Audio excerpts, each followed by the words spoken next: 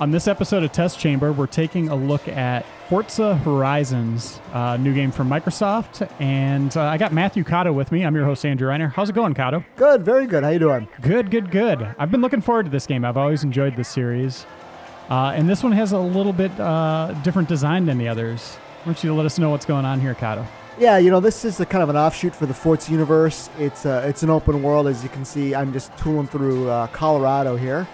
And along the way, there's all kinds of things you can do. I've actually played a little bit of this game, opened it up. So let me show you here just briefly, go into the map, and it can give you like an overview of some of the stuff going on here. It's like the new Burnouts. Yeah, I mean, naturally, you can filter through this, any way you want. So I have everything on right now, or off in that case. So, there's certainly races you can get, like these are the new races. And the color coding around them denotes what kind of race they are. So that's pink. As you can see on the upper right-hand corner, I have a purple wristband, and that just represents the tiers that you've opened up. And as you can see, there's different colors. So this was a green wristband from a long time ago, and there's all kinds of different, yellow and things like that. Now, I see you got a lot of gold medals. Does that mean you get first? Will it give you a silver or a bronze, depending on your place, or is it just like you completed this one, we're giving you gold? No, those are the ones I went first place on. So, as you can see, there's a little bit of gold on the map. And you win pretty much everything you enter. Well done. I won a bunch of them. I wouldn't say all of them. That being said, there is variable difficulty in the game. So, like right now, I think I've got the AI difficulty on a medium. By looks of it, I should probably put it up to hard. But I also have a bunch of assists off. And so because I have the assists off, I get more money for each race because I'm having those assists off. Now, are those turning assists? Is it like the kind of the highlighted path, the cookie crumb trail, or whatever they call it, that kind of leads you through turns? Both. I mean, mainly it's about driving assists, so, anti-lock brakes, steering assist, and then, of course, as I mentioned, the AI for the competitors as well. So as you can see here, the way we're going to get to that barn find, the easiest way is this Horizon outpost. Now, there's 10 throughout the game, and they're fast travel locations. And the 3 circles that you see under the word south are 3 challenges I can complete, and there's 3 per outpost. When you complete them all, that's when that discount goes to 100%. So right now, if I hit X, fast travel for 10,000 credits, luckily I have that, so I hit OK. It'll take it to us to that location, and then we can travel from there to the barn find. Okay, so what are you going to be doing here now? You're going to complete 3 different things? Is that the... Oh, right now, actually, I just traveled to this location. But if, let's say I enter now... Here you can go to PR stunts, and like the speed stunt is simply go through this speed trap, which it'll show you the route at 166 miles an hour. Photo shoot, go to this location and take a photo with your car. Those are kind of stupid, but they're fun. And the skill stunt, which is basically get in this particular car that they provide for you, get 20,000 skill points in 2 minutes. And let's do all 3 of those. That sounds fun. All right, so let's go. We'll first go to this speed one, and this I think will also give you a car to do. And, getting cars in Forza Horizon is very easy. The credits are pretty free-flowing, and you're certainly winning cars for things. And it's very easy to buy cars also in the sense that if you go to a race and you don't have a requisite car, whether it's a wrong class or whatever, from that exact menu when you're entering the race, you can buy a car. So you don't have to go all the way back to a garage to buy a car if you don't have it. It makes it very easy. So now your objective is the green path on your map there, right? Yeah. So as you can see there, I'm getting points for burnout. These are the skill points that you get for anything in the game. If you're in the middle of a race, you get skill points if you do things like a burnout. Or as you can see here, I'll get kind of a close call with this car. See, it gives me skill points for a great near miss. And in previous Forzas, at least the last couple, you could level up your cars. Is that the same situation here? In a way, I mean, like the cars don't level up per se, but you can upgrade them fairly easy. So let's say I take my starting car and it's like, a Volkswagen Bug. If I just love that car because maybe I have it in real life, I can up that car all the way up to be competitive with, say, with a Lamborghini. And so that's not realistic. It's not realistic, but it's very cool because, like I said, you get those cars you just love for whatever reason. Does it just have a giant jet engine on the top of it, or what? They don't change cosmetically, just performance-wise. So as we hear, because of that crash, I'm not going to get the speed camera. So let's try. I'm a bit slow on that one, so let's try that again. You made it look good, though. Yeah, well, crashing, I guess it's not the beholder. I don't want to be crashing, not in these particular ones, but you do get skill points for crashing into things like signs and some gates and things like that. So those skill points, there's a lot of different ways to get them. And those increase into your popularity ranking. And the more popular you become, it gets you credits and things like that. And there's sponsorship challenges that also get you credits. You got this, Kato. So there's wreckage. And that's a side swipe for the sign. So you get that. And that stuff, it's kind of like, what was it old, Project Gotham, right, it was right. all about kudos, and you're just getting them. And that's kind of what the spiritual successor to some of the Need this for one. Speed stuff, too. They want you to power slide and all that. Yeah. Like I said, it's really cool because even if you're doing a race that has nothing to do, you're not fooling around the open world, you're actually in a race, you'll still see it pop up. So, even if you're not in first place, you're getting, something for your trouble. All right, here we go. 400 yards. Oh, man. Oh, I'm going to do that again. Or that. Oh. We got this. All right, we got this. Can you just back up and do it again? I could, depending on the stretch of road, maybe I'd have enough run up, maybe I wouldn't. But, it's pretty easy to get in and out of stuff. Here we go. I'm walking to the car once again. It's like Groundhog's Day. Over and over and over. They should just put Bill Murray in these types of games. That'd be awesome. Well, you hear that rumor where he was, it was a hoax. It was like he was offering to crash anybody's party, and you had these like requisites where it was something like you had to put a sign up that said Bill Murray can stay here, and you had to have a karaoke machine. And it turned out to be a hoax, but apparently their PR, Bill Murray's PR is pretty good natured about it. But I mean, can't you just see? I mean, that actually sounds true. Like Bill Murray would just be willing to come and crash your party if you had beer, a karaoke machine, and a couch. That would be amazing. That And I would could be. definitely see him doing it. Yeah, totally. Yeah, Matt Helgeson has a story with Woody Harrelson where Woody Harrelson was like crashing at one of his friends' houses. I didn't know that. That also sounds, I could very much see that. Yep. Okay, here's that turn. Let's just, there we go, ease off and let's get on. Yeah. What was the speed? 166? Oh, 2 miles an hour. Okay. I think listeners, they get that, they understand it. Needless to say, I could probably do that. Let's move on. Let's not dwell on my failures here.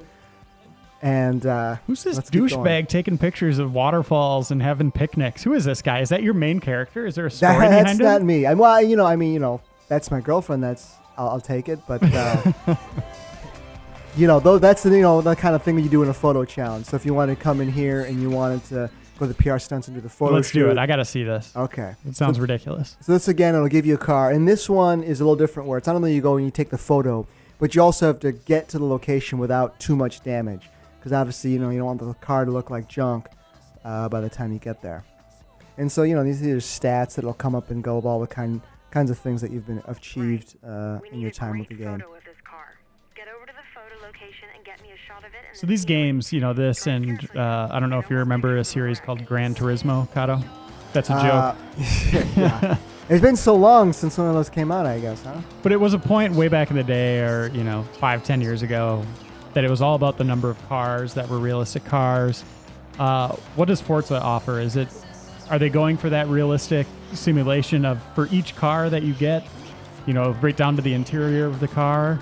Or are they doing less cars, going more arcade style racing? It's a little of both. There's certainly a lot of cars, a lot of real cars obviously in here. I think they all look great. It doesn't have an Auto Vista sort of mode that the previous Forza had where you would open it up and really get into the detail of the interior. But I think they got a decent amount of cars. And, certainly in my time playing the game, I've got a whole garage full of cars, but at the same time, so you can see my damage up there in the upper right-hand corner go up. I have plenty of cars, and there's plenty to be bought still. So now those guys that are going by, you see them by with the names over their heads. Those are fellow Horizon drivers. And what you can do is, if you come up behind them and you hit X, you can challenge them to a point-to-point race.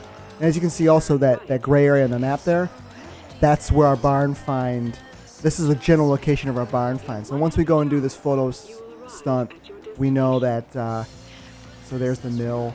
So you can just kind of pull it over here, hit select, hit start there. You can hit here, go into photo mode. And this will also offer you plenty of different options so you can come by. We need to get the Hey, honey, take a chrome- picture of me in my chrome car. held. You get effects here, so if you want, to make it a little softer, bump up the contrast to make it a little harsh, etc., etc., we'll throw some sepia in there. They're not too picky about what the photo actually looks like. So you That's go in beautiful, here. Kato. It's just beautiful. And then you can take these and you can throw them up online if you want, to save it here, and you can have plenty of everybody look at it if you want as well. Let's do one more race. And let me ask you, so you said you're in Colorado. Yes. How is it tooling around this place? Is it fun? Is it It's pretty just kind cool. of flat? No, I mean, you go up in the mountains. I mean, the Rockies that are on the east side of the map. There's little towns here and there that you can go through. They're certainly a little different for street racers, some tighter corners. But, there's elevation. Yeah, can we see something up in the mountains? Everything we've seen so far is just kind of flat Sure. Colorado, Denver. Let's go into the map and we can and head over there. I mean, I think we're kind of in a pretty mountainous region right now. So there's the stunt that we did. Let me change my car here. Let's get into so here's just some of the many cars that I've either won. I've bought probably maybe about 5 or 6 cars. I always love the Subaru there. And of course, they're different grades. It's S, S1. I think it's R1, R2, S, A, et cetera, et cetera. So if we go in, Are there racing series you can get into? Like that was something the old series did, where you get into one of those and you'd win a car at the end. yeah, it's a lot that's similar. A lot of those event races are restricted by the class of your car or the make of your car. Yeah, let's get up in those mountains.